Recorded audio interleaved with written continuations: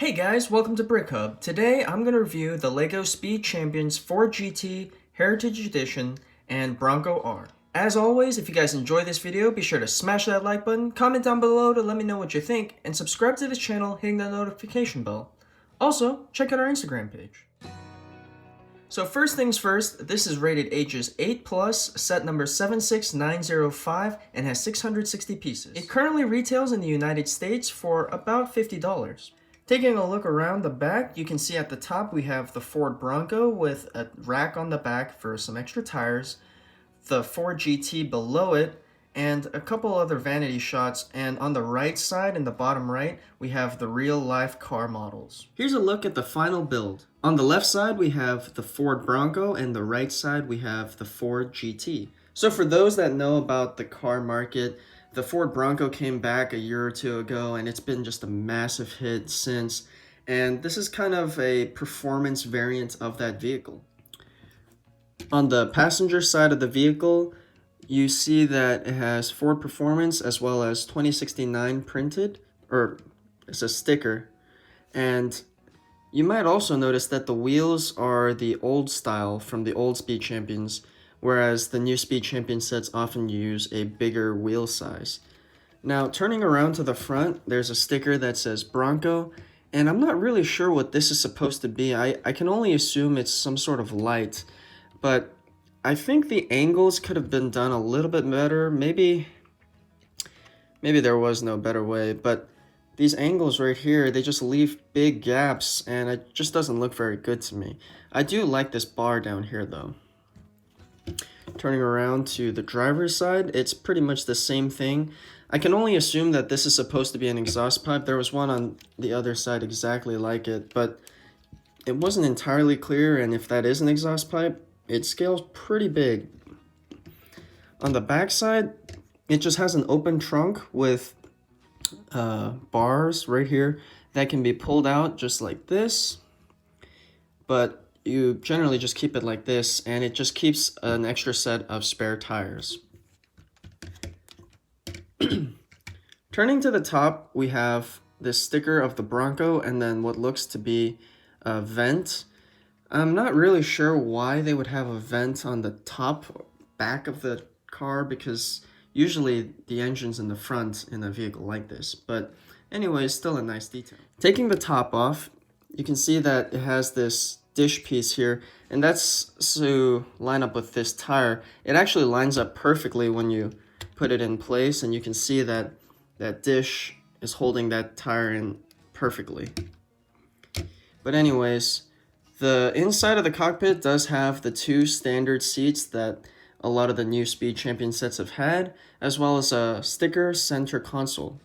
It also has a roll cage, except this roll cage is a little bit of a poor design in my opinion, just because it moves around too easily. The instructions aren't exactly clear what specific angle they should be. You kind of just have to eyeball everything, and I think I've achieved that, but it was pretty difficult to get it to line up at first. And honestly, I think I would have been fine without the roll cage, because I don't think it really adds that much value. Now for the reason I personally bought this set, this Ford GT.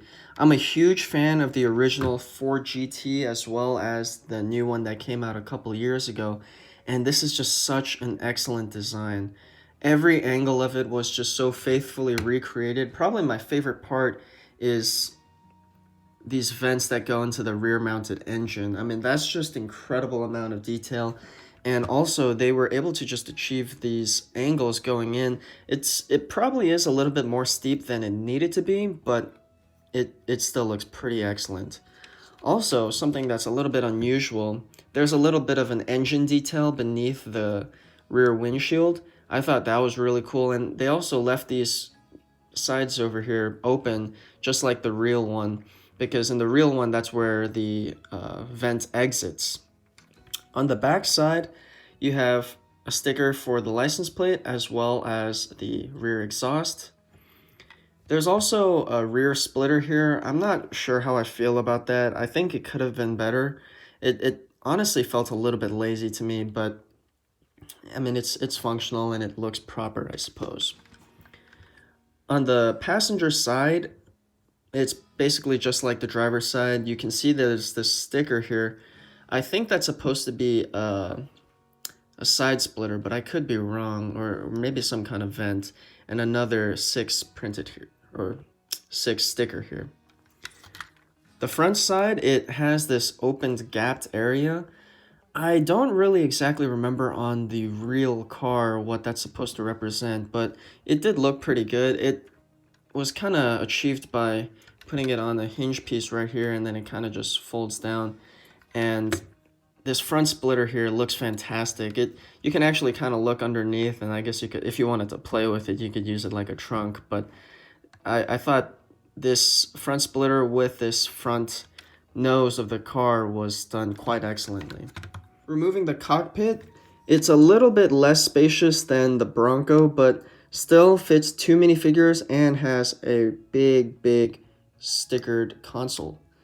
The steering wheel, unfortunately, is not centered again, which I thought they might have fixed for the Wave, but it looks like half of the cars have the steering wheel lined up with the driver's seat, and half of them don't. Kind of weird, but not that big a deal. As far as the minifigures go, there's really not much to say about them. I don't know, I mean, I do like the printed Ford, but I really wish those orange and blue stripes would have extended to the legs, but they almost never do leg printing. I don't really understand why. Unfortunately, he does not have an alternate expression, but he does come with a white helmet that you can use right here. The female driver, she's a little bit better. I really thought it was cool that they gave her a Sparco printed torso. For those that don't know, Sparco is a manufacturer of racing harnesses and racing seats, and I thought that was just super cool. And kind of when she sits in the cockpit, you can kind of imagine her wearing the racing harness over her shoulders.